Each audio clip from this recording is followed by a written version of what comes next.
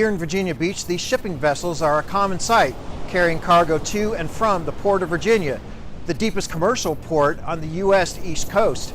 And many of these vessels are containing agricultural products from Virginia to customers around the world. The Port of Virginia is helping Virginia to be the 12th largest agriculture and forestry exporter in the U.S. and the 3rd largest on the East Coast, according to Governor Ralph Northam. His remarks came at the Governor's Conference on Agricultural Trade this spring. The event was sponsored in part by the Virginia Farm Bureau Federation and was held virtually this year due to the pandemic. Our goal is aggressive. Over the next 15 years, we'll expand Virginia's international trade output by nearly 50%. Under Northam's plan, Virginia would see an additional $18 billion a year in total export sales on top of the $36 billion in exports already on the books. Virginia farm products are a valuable part of those overseas sales. And according to the U.S. Department of Agriculture, the state's top international customer for farm products is currently China. Whether it's pork, soybeans, or tobacco, Beijing keeps buying Virginia agricultural products. Soybean farmer Alan Tignor wants to keep our relationship with China on solid ground. He says he normally plans out what he's going to grow a year in advance. Because of this, stability in foreign markets is paramount. I know we try to have influence on foreign countries, but it's a really disturbing thing when our leaders begin to badmouth some of our best customers. Tignor is cautiously looking forward to the U.S. possibly reviving the Trans-Pacific Partnership, or TPP, which would have lowered many barriers to trade between the United States and most Asian countries. Well, I would like to stay friendly with these countries that we are doing a lot of trade with, and also I would like to see us participate in some of the trade agreements that would be beneficial to us. As a grain farmer, we are very dependent on that kind of thing. The benefits of a good trading relationship with Asia are clear. In Asia, we anticipate and expect in the next 15 years that there will be an increase of middle-class consumers by 3.5 billion people.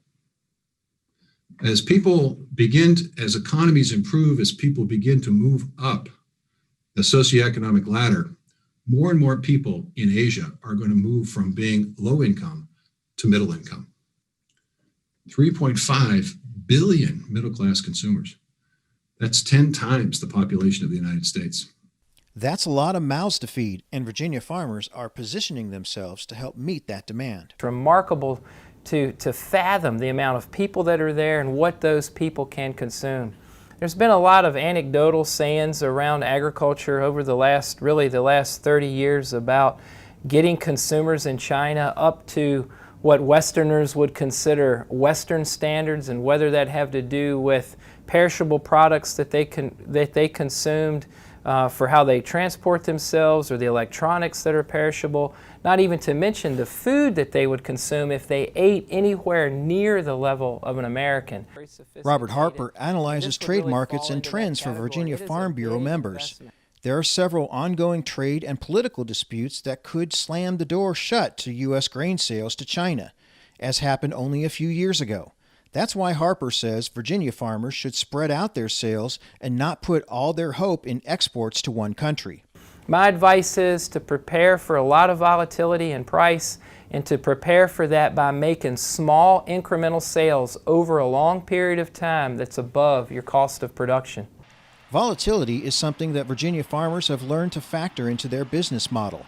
Unanticipated disruptions or black swan events like the COVID-19 pandemic or even the most recent shipping incident in the Suez Canal can create havoc in world trade markets. And those price fluctuations could hurt producers who already are having a tough time making a profit. There's all these ripple effects. The 100+ ships that were on both sides of the canal that were waiting to pass. One thing we saw last week through exporters who I speak with who deal in ocean-going freight rates, they saw many freight rates double last week, ocean-going freight rates, because of the anxiety over how long that canal would be impassable and how that would impact all those ships. But even in a situation such as a global pandemic, Dr. John Newton, former chief economist with the American Farm Bureau, pointed to a surge in commodity prices that is welcome news for the agriculture community. He says U.S. agricultural exports are expected to be a record $157 billion, up 16% from 2020. The U.S.'s trade balance for agricultural goods this year is expected to grow by $17 billion. He also says that if the U.S. were to rejoin the Trans-Pacific Partnership, it would boost net farm income by approximately $4 billion. From the grain fields of Caroline County to the Port of Virginia to destinations all over the world, Virginia farmers are significant players in the global economy. And with demand for their products on the rise, access to free markets will provide a reliable source of income for generations to come. In Caroline County, I'm Burke Moeller reporting.